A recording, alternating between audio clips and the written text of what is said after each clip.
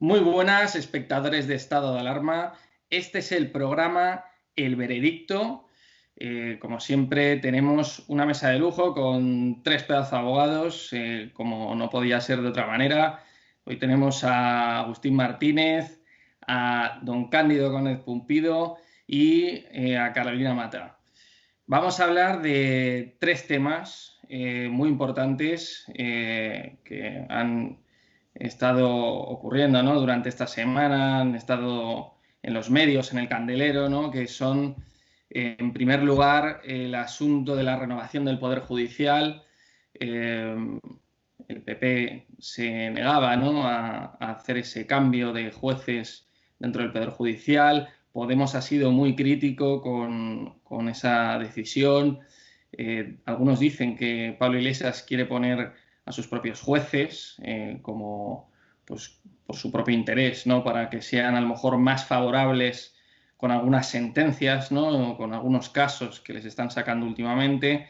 También vamos a hablar de los avances del caso Dina, de ese caso tan polémico que ocurrió en el seno de Podemos, que afectó al presidente de Podemos, que es Pablo Iglesias, que decían que había destruido esa tarjeta de memoria de un móvil de una colaboradora suya, de Dina Busselham. Ahora dicen que parece ser que no destruyó esa tarjeta y que Pablo Iglesias está pidiendo volver a ser víctima, ¿no? En ese caso, volver a estar como parte en ese procedimiento como víctima, ¿no? Después vamos a hablar de un caso muy interesante que ha salido esta semana, que es el caso Púnica. Volvemos al caso Púnica, que es, ha salido Marjaliza, que ha dicho que financiaron al PSOE con 1 millón de euros. También dijo que también habían financiado Izquierda Unida, pues con otro tanto, para, como decía, callarles la boca, ¿no? Todos pensábamos que solamente había sido el PP el implicado en ese caso de corrupción. Ahora está saliendo que el PSOE también estaba metido y también estaba metido Izquierda Unida. Granados pidió también que se imputase a Simancas por este caso de corrupción, por este 1 millón de euros que le dieron al PSOE en su momento, al PSOE de Madrid, de la Comunidad de Madrid. Entonces les doy paso a nuestros invitados. Tenemos, como he dicho antes, a Agustín Martínez, que es abogado penalista. Es muy conocido por ser el abogado del famoso caso de la Manada de Pamplona. Tenemos también con nosotros a Cándido Conde Pumpido. También es abogado especialista en penal, abogado penalista. Y tenemos a Carolina Mata, que también es ya la habréis visto en otros programas del Veredicto. Es una invitada asidua a nuestro programa, que también es especialista en penal. Entonces, hoy tenemos a tres penalistas que nos van a hablar de los entresijos del Poder Judicial y de estos tres casos tan graves que están ocurriendo en nuestro país. Bienvenidos, ¿qué tal? Muy buenos Agustín. días a todos, buenas tardes, Cándido, buenas tardes, Carolina, buenas tardes, Rodrigo. Buenas tardes a todos. Muy buenas a todos. Encantados de estar aquí y de colaborar con Estado de Alarma. Muchas gracias. Carolina, ¿qué tal?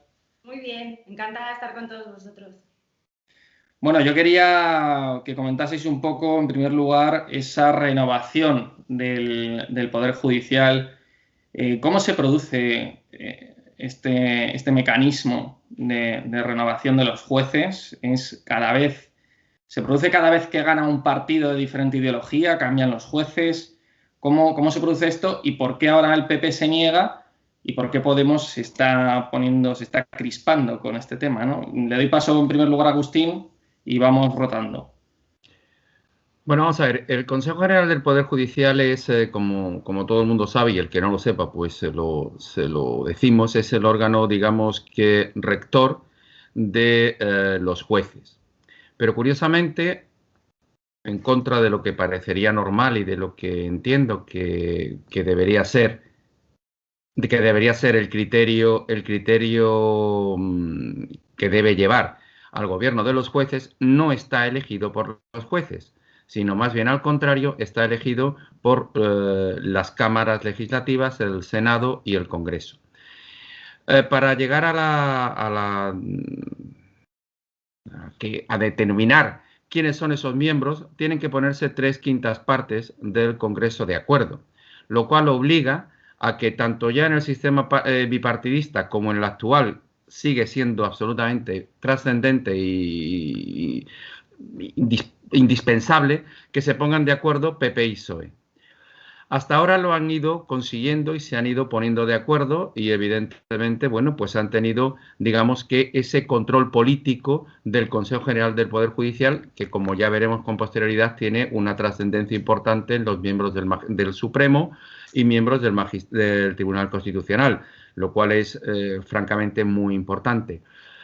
Pero parece que ahora, pues parece que el PP reacciona y vuelve a tomar una teoría que existía ya con carácter anterior, que era y que se desmontó con el primer gobierno del PSOE allá por los años 80, que fue Montesquieu ha muerto, palabras Alfonso Guerra Dixit, y a partir de ahí es el control de los jueces. En el fondo, los jueces son personas y realmente tiene que existir siempre una coherencia entre las ideas de esas personas y su plasmación real, es decir, sus hechos. Y la ideología forma parte indisoluble de cualquier persona, sea magistrado, pertenezca a una asociación o no lo pertenezca. No pueden pertenecer a partidos políticos, pero pertenezca a una asociación o no. Y a las pruebas me remito, a la presencia de antiguos jueces, ahora en gobiernos de marcado carácter ideológico.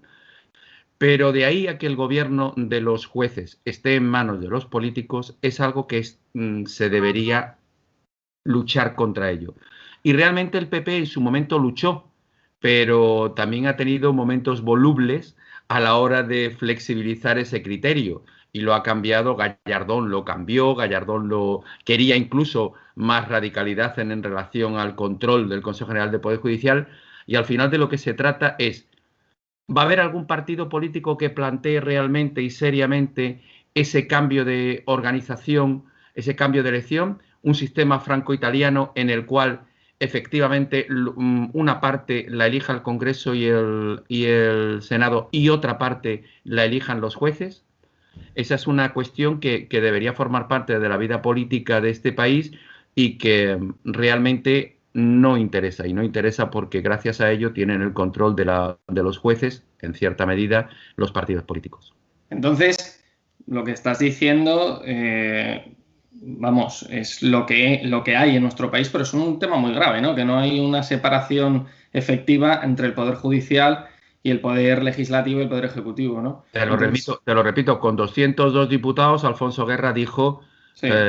Montesquieu ha muerto, es decir, ¿qué se creen estos jueces? Porque además todavía había esa especie de mito o realidad, que los jueces en el 82 eran herederos de los jueces de la época de la dictadura, entonces a los jueces había que reconvenirlos y había que domesticarlos y había que explicarles que la justicia emana del pueblo, pero cuidadito, que los políticos tenemos que tener siempre esa llave que corte el suministro o que, digamos, tire de la cuerda en un momento determinado. Porque no os olvidéis que una de las funciones del Consejo General del Poder Judicial, más allá de la independencia judicial que existe, no confundir independencia del Poder Judicial con politización del Consejo General del Poder Judicial, pero que uno de los controles es la sanción y la investigación a los propios jueces. Es decir, desde el Consejo se controla eso.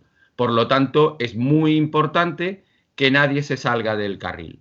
Y cuando alguien se salga del carril, se tira de la cuerda. Le quiero dar paso a Cándido, que dé su opinión sobre este tema. Cándido, ¿tú qué opinas? Bueno, lo primero de todo, decir que el Consejo General del Poder Judicial no es el Poder Judicial, es simplemente un órgano administrativo. Es más, ni siquiera tiene capacidad, no es un órgano jurisdiccional, no se dedica a juzgar. Los que sí que donde reside el Poder Judicial es en los jueces inamovibles, independientes, que son los que ejercen esa función jurisdiccional. El Consejo lo que hace es una labor administrativa, nombramientos, sanciones y otros tipos de labores más organizativas, pero no como Poder Judicial.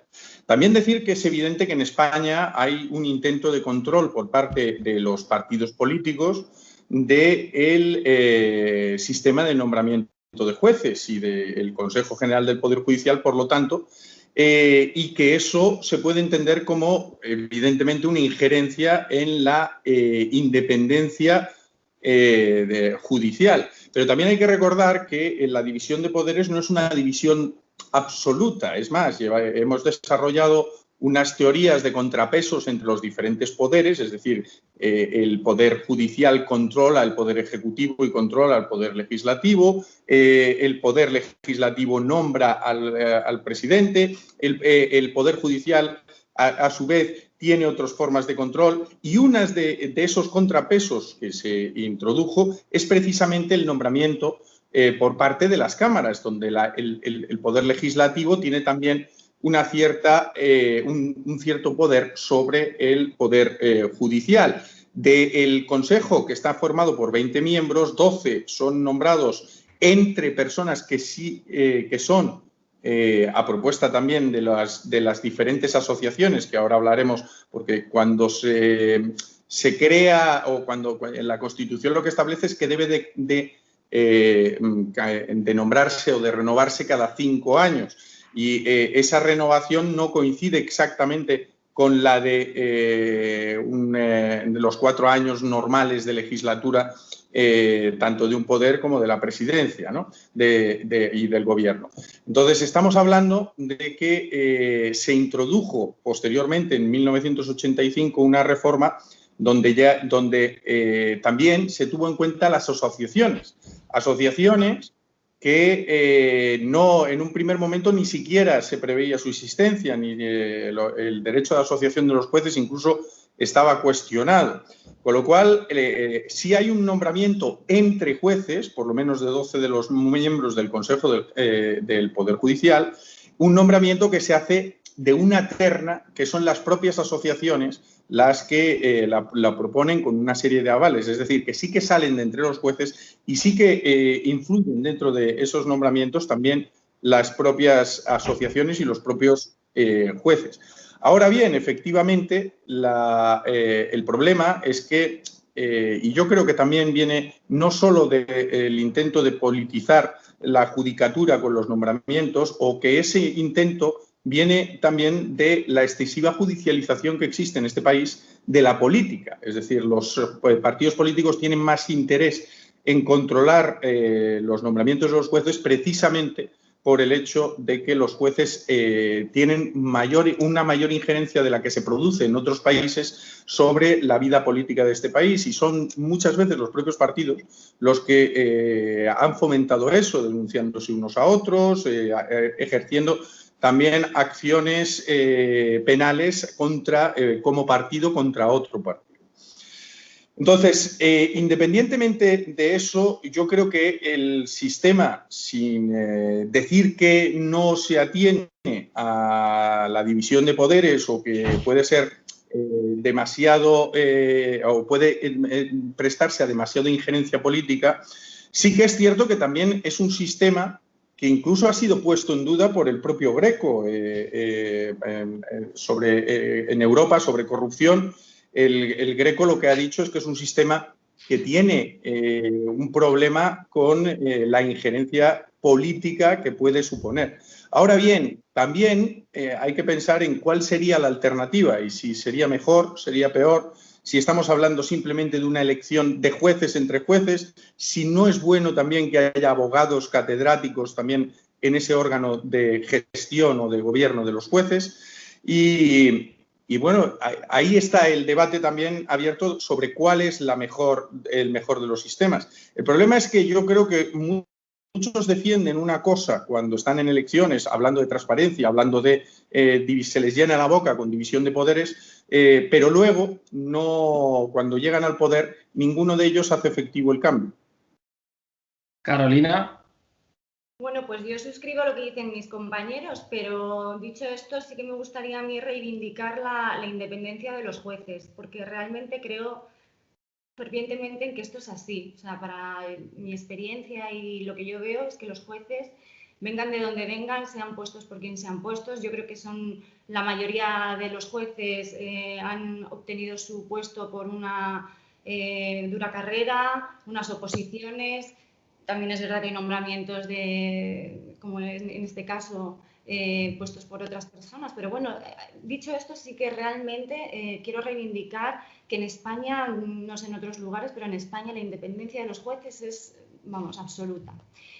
Pero sí que es verdad que, dicho esto, lo que está claro es que al partido, por ejemplo, Podemos, le interesa y le urge que esos nombramientos sean cuanto antes. ¿Por qué? Porque ahora mismo tienen la posibilidad de poner en las altas instancias a jueces afines a su ideología, que con esto no quiero decir que estos jueces vayan a hacer algún tipo de injerencia en ese sentido, pero a ellos les surge, porque pongamos que ahora hay unas elecciones, el partido Podemos no va a conseguir los apoyos que tiene ahora mismo, por lo tanto a ellos les surge. Y el Partido Popular, a la contra, está paralizando esto porque obviamente está clarísimo cómo está actuando Podemos. Podemos lo que quiere es lo que está pasando en Venezuela, controlar las instituciones y sobre todo las judiciales. ¿Por qué? Porque ahora están metidos hasta arriba de casos de posibles corrupciones, el partido Podemos está imputado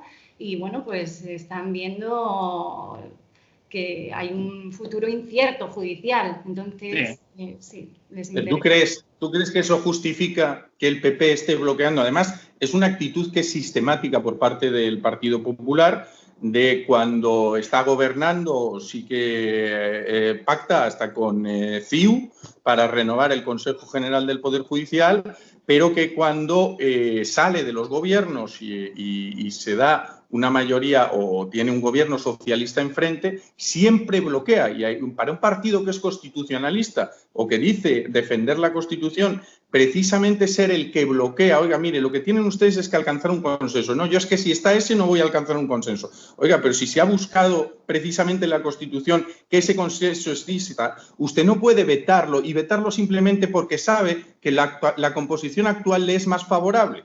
A mí eso me resulta no de partido constitucionalista, al contrario, me resulta de partido que no defiende precisamente los 5 años que dicen para la renovación de la Constitución. Tienes también que reconocer que el Partido Popular ha sido el único partido que ha dicho o ha expresado públicamente su interés en que sean los propios jueces los que puedan nombrar a estos puestos, ¿no? Estos altos cargos. Pero ha gobernado tanto tiempo y ha podido hacer... Y yo creo que el bloqueo va en ese sentido, no tanto en el que tú dices, más en ese sentido. Vosotros estaríais... Un partido que ha gobernado tanto tiempo y que ha estado tanto tiempo en el gobierno no puede decir que es que ahora el sistema tendría que haberse cambiado o que tendría que ser diferente. Haberlo cambiado tú, que estabas en el gobierno hace unos años, no podías haberlo cambiado perfectamente. El problema es que cuando llegan al gobierno nadie quiere cambiarlo.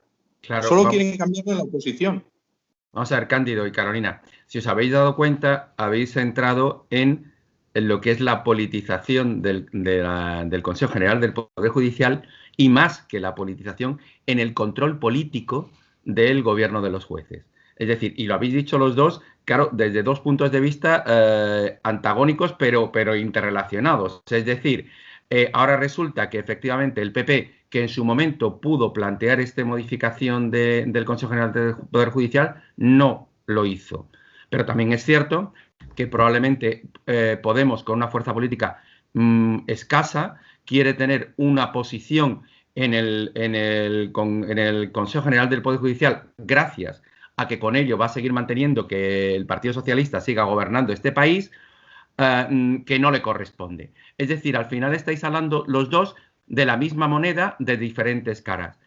Como lo hicieron en su momento, por ejemplo, el PNV o CiU, efectivamente, con una representación digamos, escasa, acabaron siendo los que designaran a algún miembro del Consejo. ¿Por qué? Porque tiene que ser en consenso. Lo que no puede decir Casado es que yo sí va a nombrar el Podemos, entonces no renuevo. No, mire, tendrán que decidir si uno nombra 2 o nombra 3 o se nombran todos de consenso, pero lo que no puede hacer es el bloqueo por bloquear. Y simplemente porque yo no me interesa que se renueve. Claro, pero perdóname un segundo, Cándido. Sí. ¿Eso sería tanto como decirme que Vox también tendría derecho a meter un miembro en el Consejo General del Poder Judicial? Daría pie a mí, porque tiene más representación que Podemos. Pero, entiendo que sí, entiendo que todo aquel que participe de ese consenso tendrá que poder decidir, no tanto que pueda nombrar a uno o no nombrar a uno, no, que los que se nombren sean todos de consenso. Claro, pero sabes que eso es que no puede ser, porque es que estamos partiendo de posiciones absolutamente radicalmente contrarias y no puede ser. Al final repartimos fichas, fichitas, para ti estos de aquí, para ti estos de aquí, y así pero sí que parece un tablero en el que están manejando los de arriba. Es que yo no entiendo que el Consejo General del Poder Judicial esté para reflejar exactamente la representación parlamentaria. Es que no está para eso. Y te digo más. Es que la estructura del Consejo General del Poder Judicial estaba pensado para un país bipartidista, para un país en que hubiera 2 grandes formaciones políticas que, alternándose en el poder, fueran modificando las estructuras del gobierno de los jueces de una manera alternativa. Cuando este tablero, como tú bien decías, se ha roto y ya no existen 2 fichas negras y rojas, negras y blancas, sino existen negras, rojas, blancas, a rayitas, con estrellitas.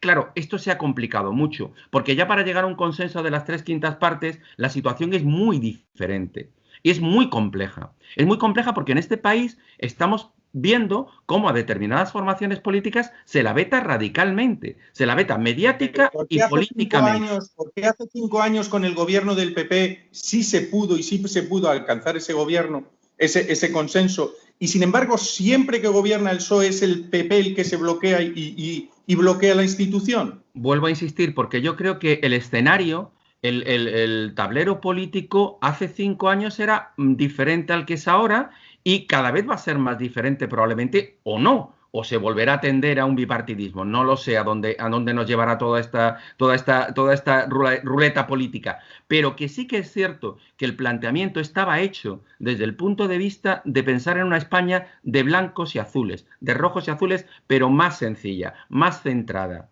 más PSOE-PP.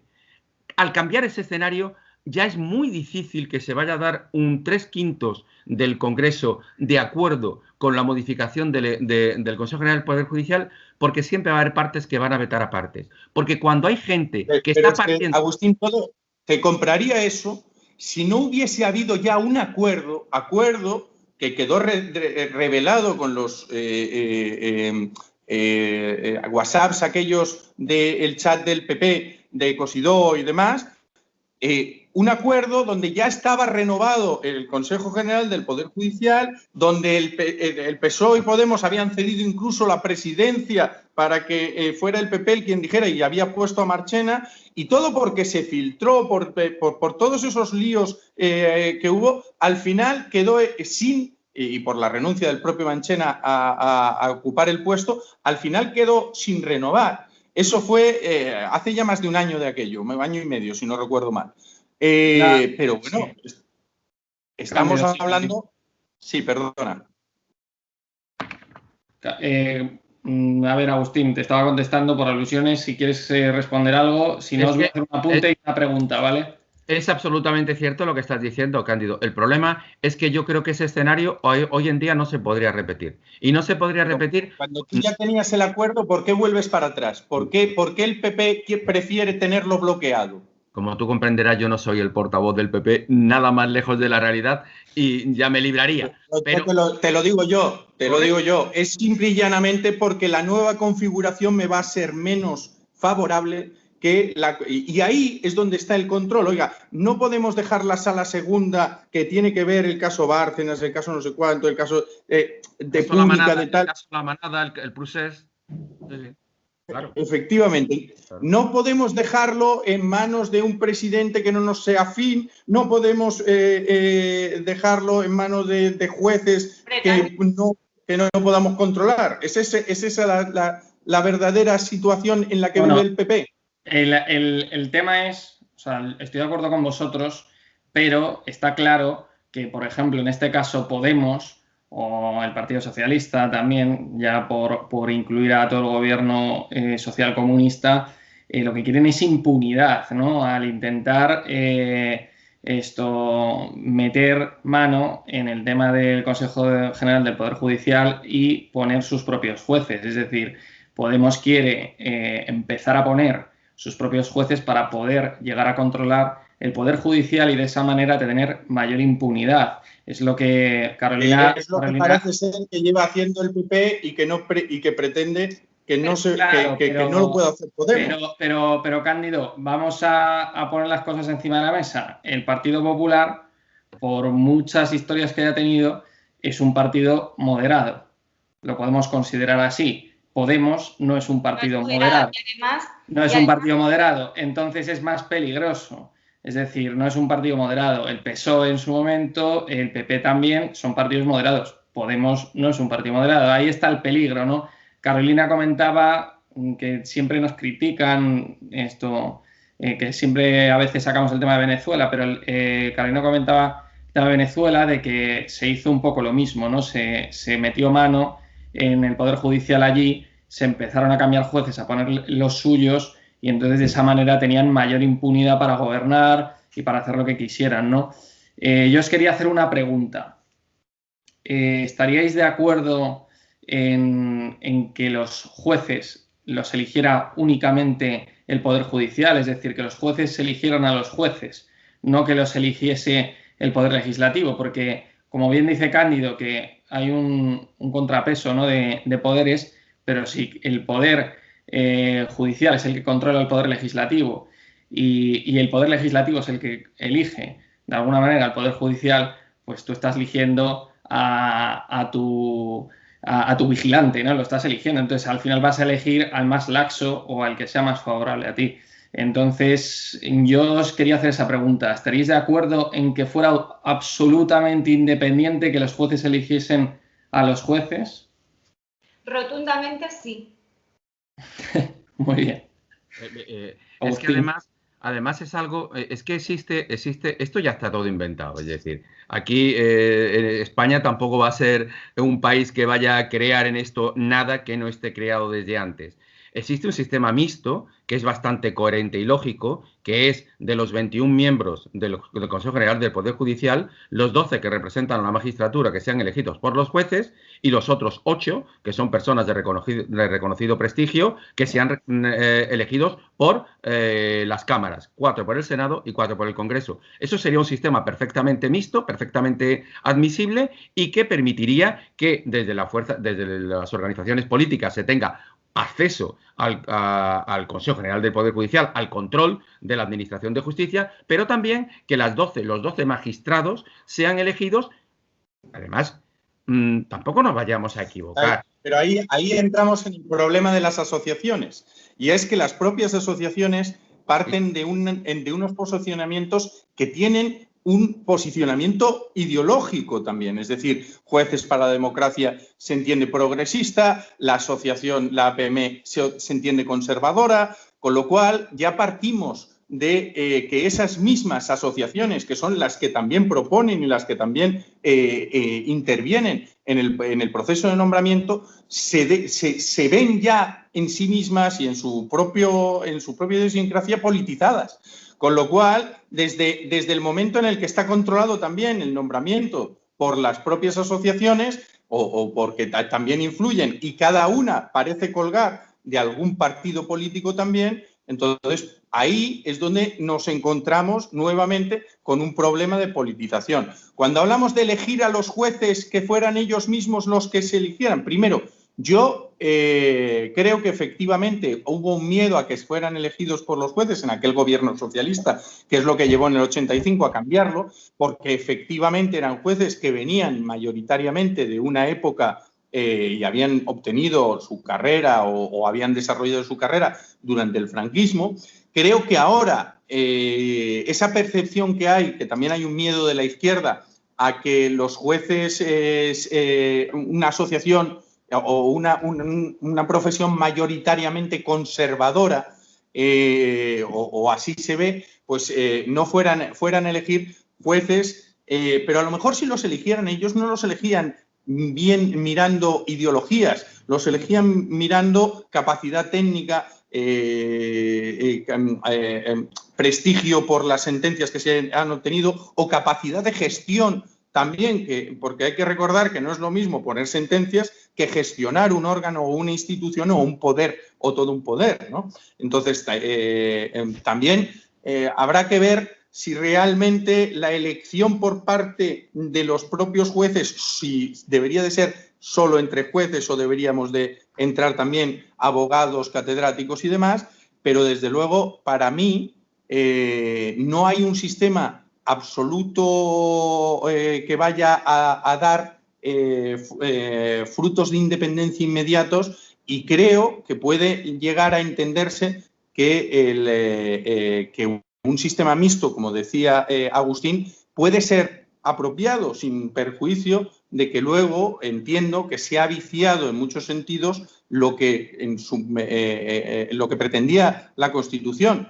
precisamente que ese órgano garantizase la independencia de los jueces, porque la impresión que da al público en general es completamente la contraria, la de órgano politizado que permite la injerencia en el poder. Sí, a mí me gustaría resaltar que, a diferencia del Partido Popular, lo que está muy clarísimo es que tanto Partido Socialista como Podemos tienen muy poco respeto por las instituciones. Y lo vemos en dos casos. El primero, ¿cómo es posible que una ministra de Justicia pase directamente a ser fiscal general del Estado? Eso es lo más contrario a la transparencia, a la independencia y al poco respeto que tienen por las instituciones. Eso por un lado. Y en segundo, el Partido Podemos públicamente siempre critica las resoluciones judiciales que le son contrarias. El resto de partidos lo que dicen, pueden decir, no comparto esta resolución judicial, pero respeto. Eso siempre. Pero es que Podemos no. Hasta el punto que el Consejo General del Poder Judicial tuvo que emitir un comunicado diciéndole a Pablo Iglesias que por favor tuviera premura y un poquito más de respeto a la hora de manifestarse públicamente respecto de resoluciones judiciales. O sea, tenemos este panorama. Por lo tanto, yo comparto, en cierto modo, el bloqueo del Partido Popular, porque efectivamente estamos en un escenario muy peligroso. Es muy peligroso. Cándido, tú en eso tendrás algo que decir, ¿no? Porque creo que recordar que tu padre apadrinó, ¿no?, de alguna manera a la nueva fiscal general del Estado. Pues yo te digo, mira, en relación con la Fiscalía, el primer problema que tenemos es la propia institución y cómo está configurada.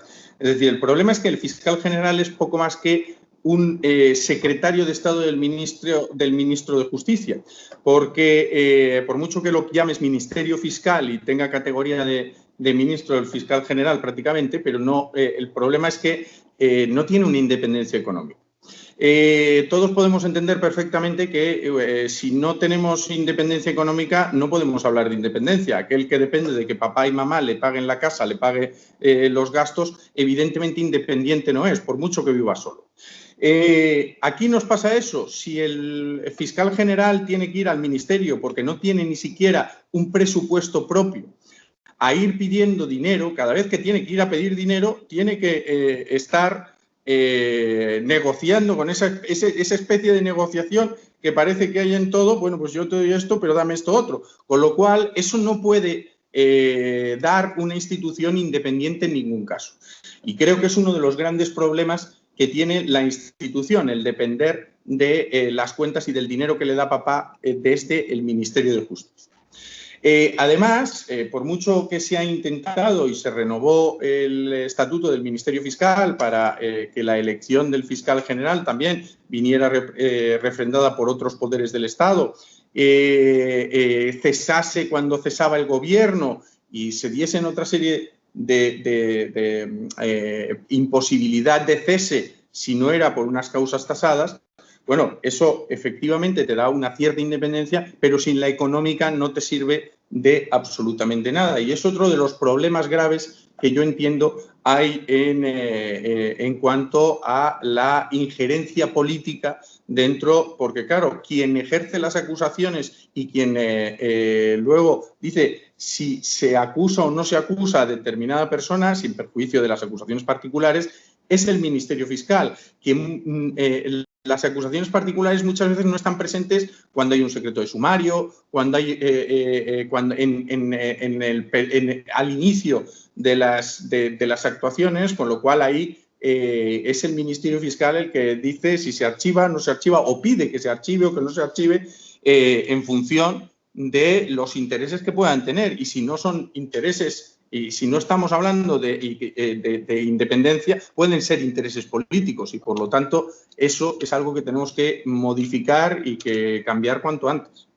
Vamos a ir cerrando este bloque. Agustín, rápido. Lo más rápido posible, hacerle 2 puntualizaciones a Cándido, y la voy a hacer en orden inverso.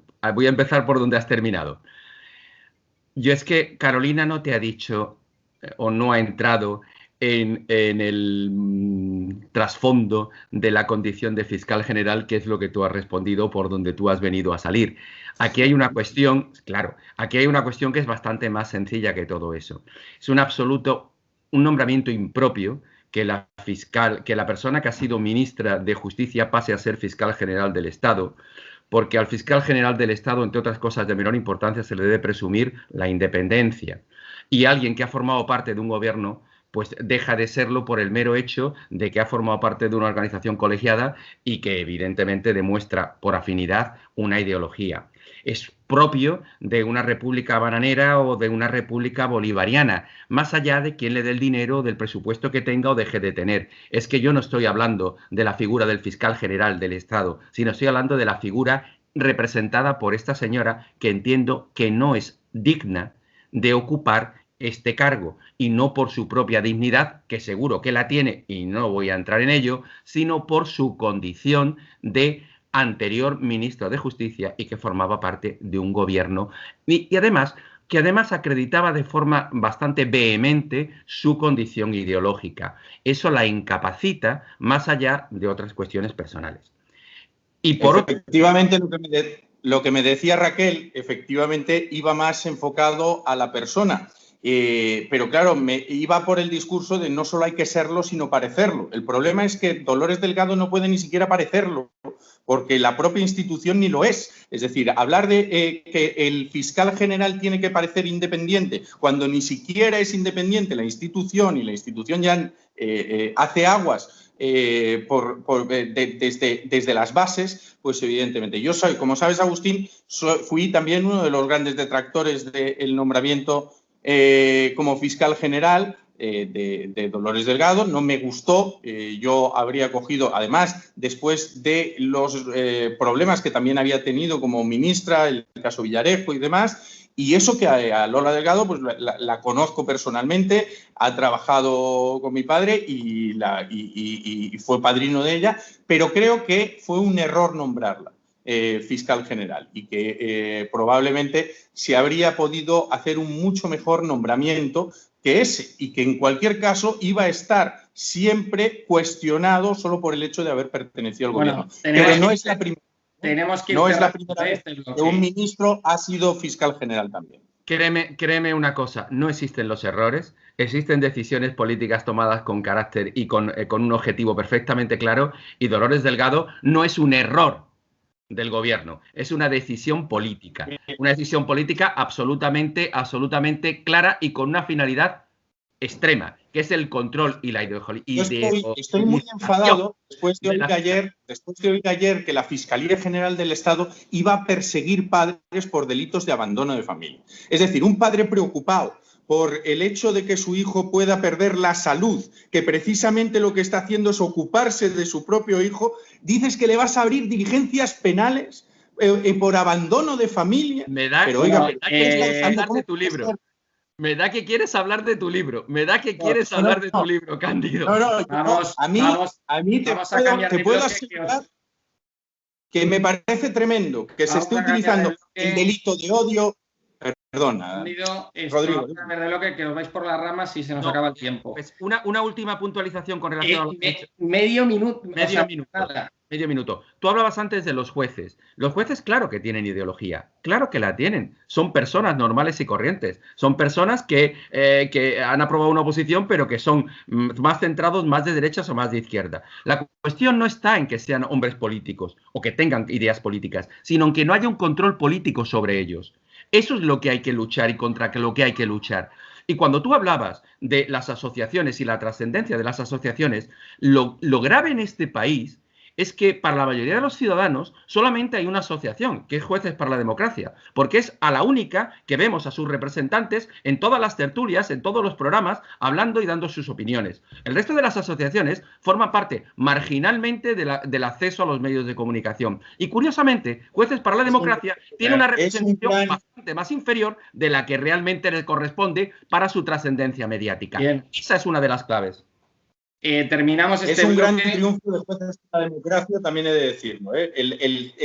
Que siempre esté representada y siempre la estén llamando. Recuerdo que fue una asociación creada de la que fue portavoz mi padre. Chicos, y su presencia en los medios a mí me parece que es algo que se ha ganado a pulso durante años. No. Agustín, Cándido. Pero es que simplemente Sí. es que eso no se puede. Cambiamos, que tenemos que hablar de otras cosas que también son importantes. Empezamos con otro bloque que quiero que comentéis, que es el tema del caso Dina, de los avances del caso Dina, ¿vale? Pablo Iglesias pide volver a ser víctima en ese procedimiento. Decía el diario El Mundo que pide que se valore el escrito de la policía que atribuye a una empresa de recuperación los desperfectos visibles en la memoria digital, la mencionada tarjeta de memoria de Dina Abu-Saham. ¿Cómo veis este asunto? ¿De qué os habéis podido informar? ¿Qué opináis de todo esto? Pues empezad con libertad, Carolina. Sí. El próximo día 10 está citado para declarar el señor Calvente, que era el jurista de Podemos, y bueno, pues parece ser que puede cantar por soleares. Y yo que Pablo Iglesias sería más prudente en ese sentido y esperaría, porque aquí hay bastante por ver y creo que se pueden levantar bastantes cosas en su contra. Entonces yo que Pablo Iglesias sería más prudente. Efectivamente, se va a encontrar con un problema el día que venga a declarar su ex asesor jurídico, además con todo ese lío de si a él lo habían echado y lo habían denunciado también precisamente por un delito de un acoso sexual, si no recuerdo mal, y que él incluso ya ha dicho públicamente tener una animadversión contra Podemos bastante grande porque le han destrozado la vida, o decía él que le habían destrozado la vida, con lo cual habrá que cogerlo también. Cándido, también hay que entender que si es una imputación falsa, es que es muy grave. Efectivamente. Pero evidentemente ya no estamos hablando de una persona objetiva que vaya a dar su versión única y exclusivamente de lo que vio o de lo que no vio, sino de que puede tener una cierta carga. Es que es una pieza clave. Es que ha vivido el trasfondo del asunto en primera persona. Pero lo que ha venido a hacer crecer a Pablo, lo que ha venido a hacer crecer a Pablo Iglesias es precisamente el hecho de que haya habido un informe policial que dice que no ha sido él el que ha destruido la tarjeta, o que la tarjeta, los daños que tiene la tarjeta son compatibles con los que hizo la propia empresa de extracción. Yo no sé si la destruyó él, no la destruyó él, si realmente esto se ha montado a posteriori como prueba para decir que nunca lo ha destruido, pero si efectivamente dice eso y siendo aquella la base del cambio de la condición de perjudicado a prácticamente investigado, pues evidentemente también puede tener una fundamentación. Efectivamente, cuando vengan las nuevas declaraciones y haya más datos, habrá que ver. Vamos a ver, dos cuestiones. Primero, Calvente. Calvente, estás dando a entender, Cándido, que como a Calvente se le acusó falsamente porque se han archivado las actuaciones, él puede tener una cierta animadversión en relación con el partido, con Podemos, y entonces ¿Lo estás dando a entender o no? Lo estás diciendo claramente. No, estoy yendo precisamente a las normas que utilizamos para ver si una declaración de una víctima puede ser capaz de enervar la presunción de inocencia. Y Claro. lo primero que tienes que ver es las causas de credibilidad, si realmente es creíble objetivamente y si tiene alguna razón por la cual mentir. Y aquí, rápidamente, con él te pasa. ¿Tendría alguna para decir algo en contra de Podemos? Sí, tendría muchas razones. No indujamos a error a la gente, va en calidad de testigo, entonces tiene la obligación de decir la verdad. Por lo tanto, es una persona que va a decir en primera persona lo que ha ocurrido. Es que va más allá de todo eso. Es decir, él como abogado, en aplicación del código deontológico, no tendría que aportar ningún tipo de información sobre su cliente, que en este caso es el partido. El problema es que ahí tenemos que ver si era abogado o abogado interno, porque ya sabes que luego el secreto profesional de los abogados internos se cuestiona. Da igual, pero Cándido, es que te lo planteo desde otro punto de vista. El artículo 5.9 del Código Deontológico del Colegio de Abogados, del Consejo General de la Abogacía, establece que en el momento en el cual tú eres acusado de un delito o eres despedido sin motivo, tú puedes argumentar dando información relacionada con tu cliente, porque evidentemente si eso forma parte de tu argumento de defensa, ciertamente tienes derecho a aportarlo. ¿Qué ocurre? Que si tú me acusas a mí de haber acosado a la otra compañera, a la señora compañera Marta Flor, que representaba la defensa de Podemos en relación a determinados asuntos, yo puedo contestar que esa denuncia es falsa, instrumental, como consecuencia de que tú has avisado de actividades ilegales relacionadas por el propio partido. Y las debo explicar ante un tribunal. En ese momento queda mi declaración absolutamente dentro de los ámbitos de la lógica, porque no estaría cargada de ese resentimiento que tú pareces desprender de tus palabras, sino más bien al contrario, como el argumento de por qué se ha dado esa denuncia por parte de una abogada del partido. ¿Y por qué el partido apoya a la abogada en lugar de apoyarme a mí sin tener ningún elemento de prueba que acredite lo contrario? Eso por un lado. Y por otra parte, es que aquí hay una cuestión que es muy importante, que es el relato de los hechos. Esta señora, Dana Dusselheim, me sale fatal el... Dina Busselheim. Efectivamente, joder, qué bien te sale a ti. Dina reconoce que le sustraen la tarjeta. Y esa tarjeta, después de haber sido sustraída, aparece porque se la entrega Pablo Iglesias. ¡Qué casualidad! Alguien le roba una tarjeta y esa tarjeta, después de un periplo divertidísimo, interview, cogen la tarjeta, obviamente la abren, obviamente se dan cuenta de qué información tiene dentro, hasta ahí la tarjeta tiene que estar bien, porque no todas las tarjetas que le llegan a interview se la entregan a Pablo Iglesias.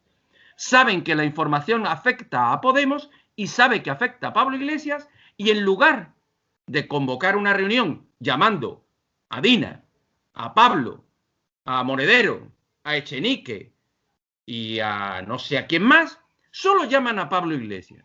Y Pablo Iglesias, cuando coge la tarjeta, no llama por teléfono a Dina, como no puede ser de otra manera, probablemente llamó a Monedero y le digo, oye, fíjate lo que tenemos aquí. ¿Y qué hace con la tarjeta? Se la guarda. ¿Motivo? Proteger a Dina.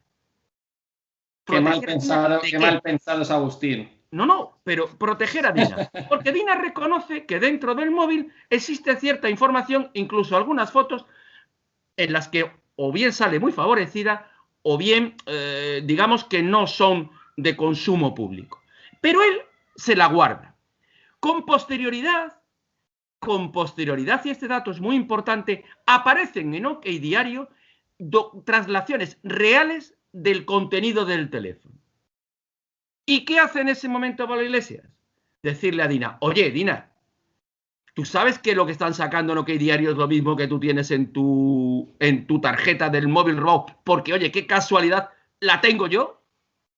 Anda, toma, te la voy a dar. Dina va a declarar.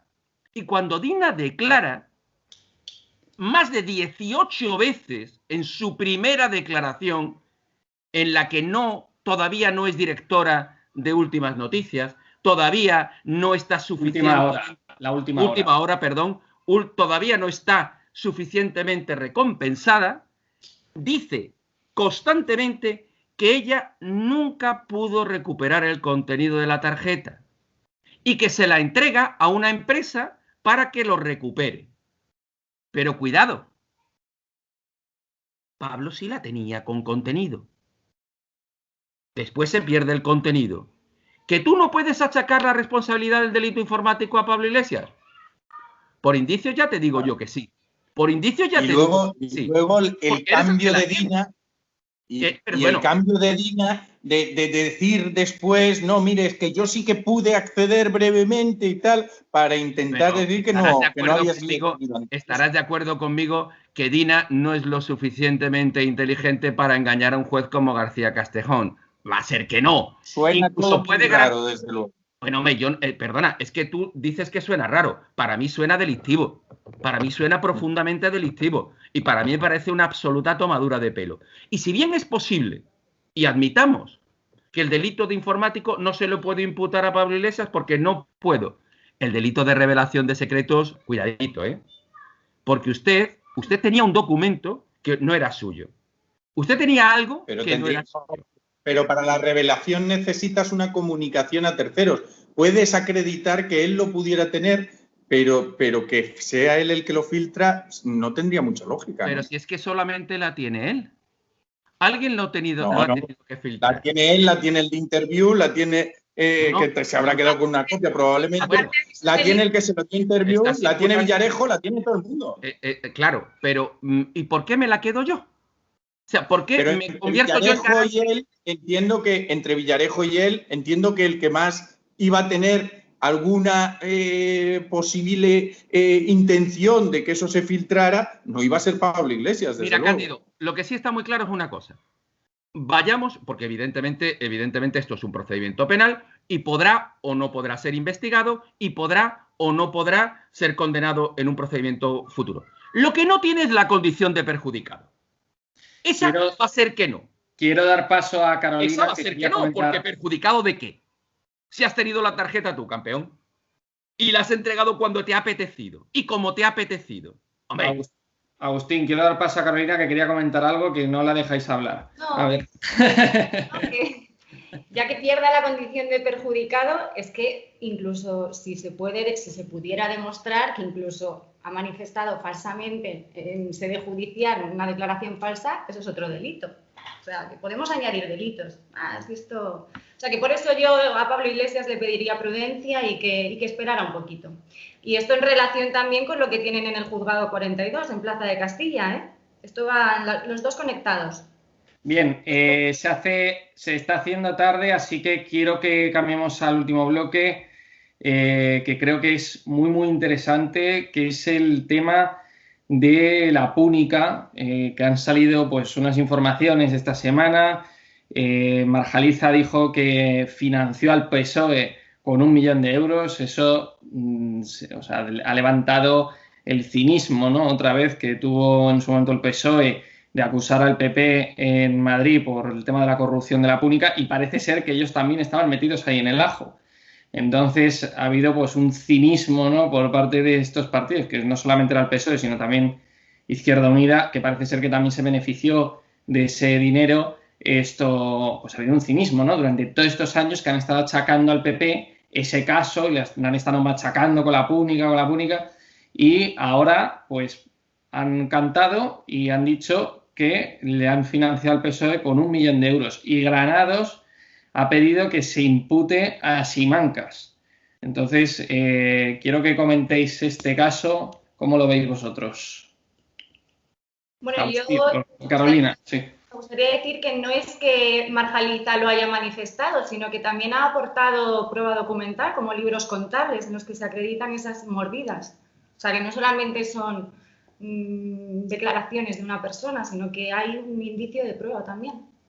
Bueno, Mira, Marjariza probablemente es un personaje de lo más despreciable que puede existir a día de hoy en este país por sus comportamientos. Personalmente será el hombre un padre de familia encantador y ejemplar, pero ha acreditado tener comportamientos muy poco lícitos.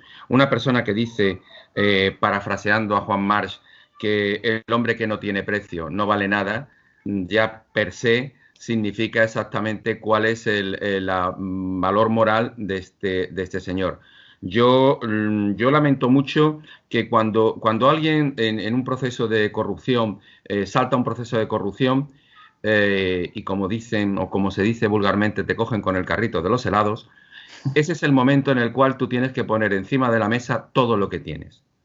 Que Marjariza salga ahora descolgándose con que le ha dado 1.000.000 de euros al PSOE y 100.000 a Podemos, pues la verdad, o a Izquierda Unida, la verdad, me resulta algo así como el pataleo de última hora, ahora querer embadurnarlo todo más. Si lo hubiera dicho en el primer momento, me lo hubiera creído. La financiación ilegal es uno de los problemas que existe en este país y afecta a todos los partidos políticos, en todos los sitios. Si quieren, los ERES no son más que una forma de financiación ilegal indirecta. Es exactamente todo. Bueno, habrá partidos que no estén afectados por financiación ilegal. Acabas de decir que todos los partidos están afectados por financiación ilegal. Te digo que la financiación ilegal es un problema que afecta coyunturalmente o estructuralmente a la política de este país. No te digo exactamente en qué medida, no te digo en qué forma, pero es un problema a resolver y es un problema en el que se tienen que sentar y resolverlo.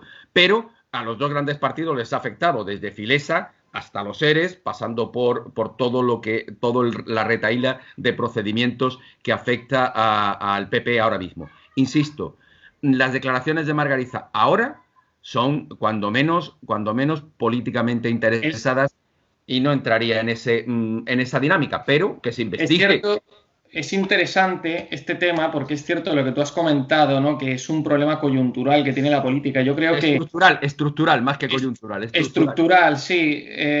Sí, un problema estructural que tiene la política en nuestro país, ¿no? Y es que era el modus operandi, ¿no? Que se llevaba repitiendo desde la época del franquismo, ¿no? En la política. Entonces se heredó eso en la transición y yo creo que, bueno, sí, que es un problema, pero no había, yo creo que en su momento, conciencia delictiva, ¿no? Comentaban que en su momento pues se actuaba de esa manera. A lo mejor tú ibas a un banco y el banesto a lo mejor te financiaba la campaña de CIU o tal. Entonces, no había una conciencia delictiva, ¿no? en ese tipo de actuaciones. Ahora mismo, claro, ha saltado todos los temas de todas las corrupciones y demás, y ahora mismo, pues como dices, la han pillado con el carrito de verdad y se han dado cuenta, han caído del guindo, ¿no? Han dicho, estaba haciendo algo mal.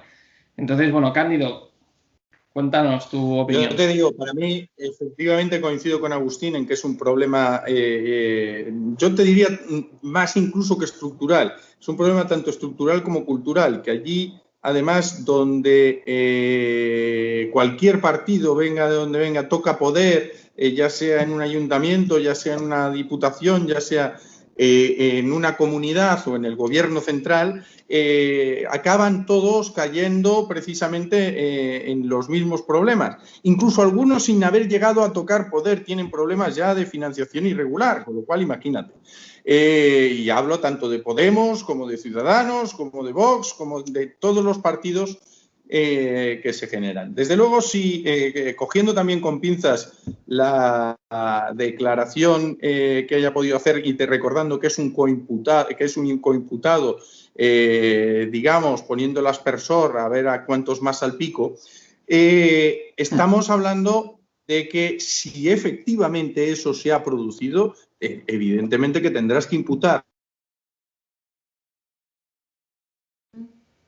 Se ha salido, Cándido. Sí. Ahora, a ver. Cándido, bueno, hemos tenido un pequeño error técnico. A ver.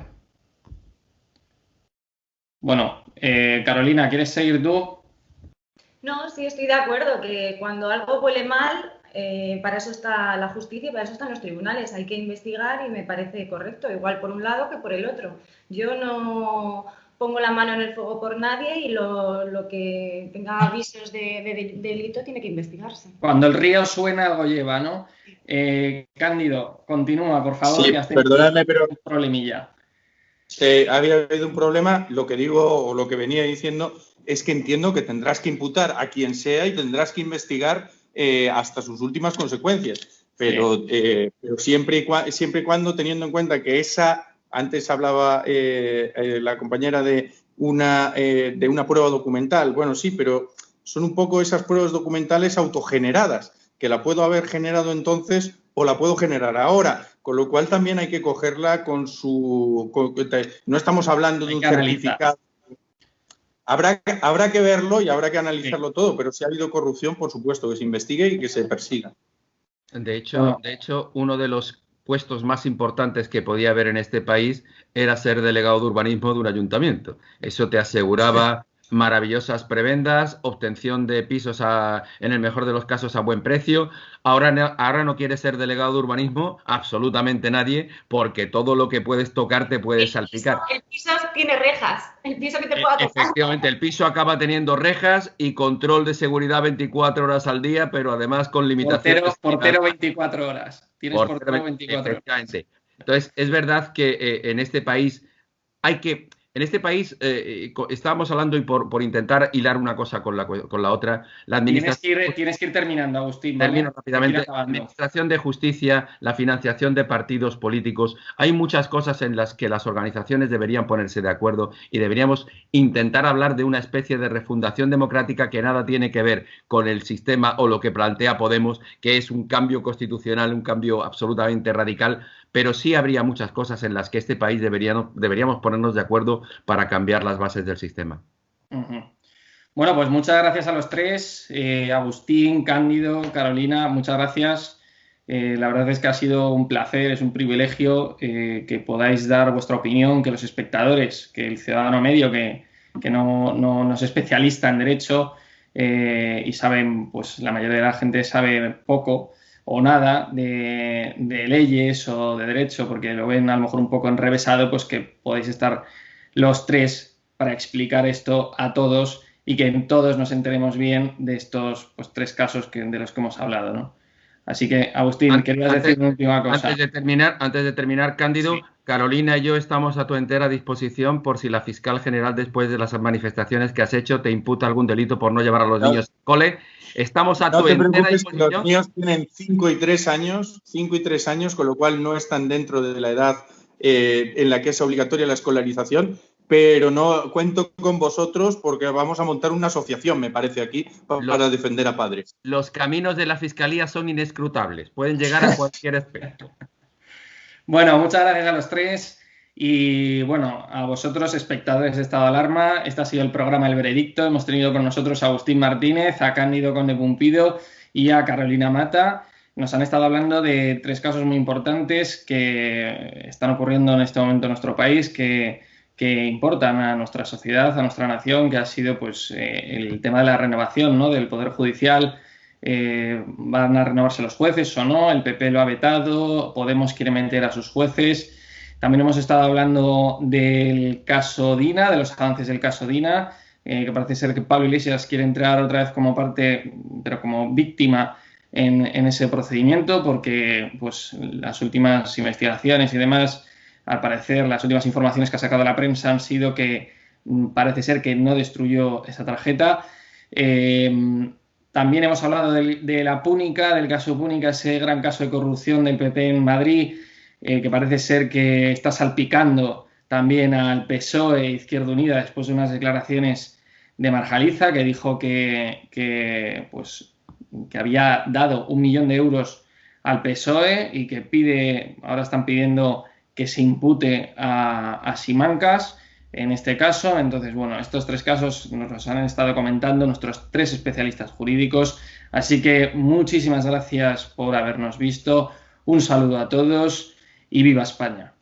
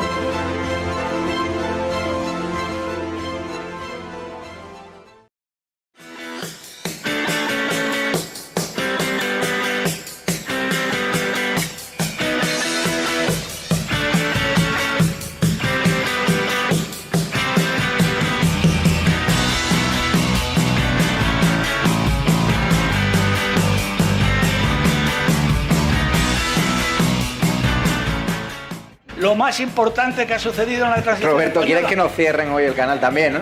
Por lo que veo. Porque... Madre mía.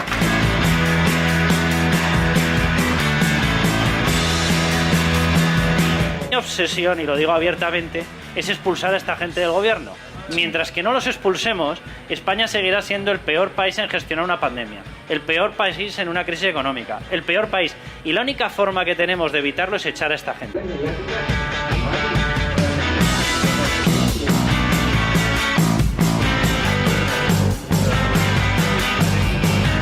Los Menas es otro caso típico, ¿no?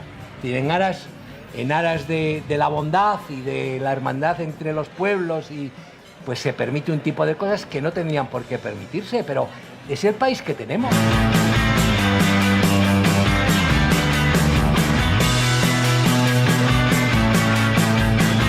Pero no me gusta para nada muchísimas cosas que he dicho. Por eso está en estado de alarma, porque si yo solo tuviese a personas que piensan como yo, pues sería un programa muy aburrido y no construiríamos nada. Desde la diversidad y la libertad de expresión es cuando llegaremos a los consensos, si no será imposible.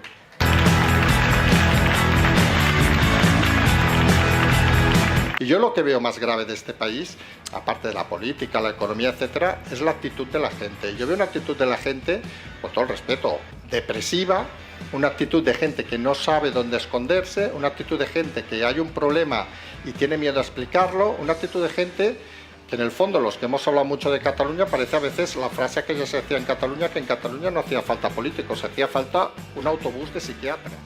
¡Viva España!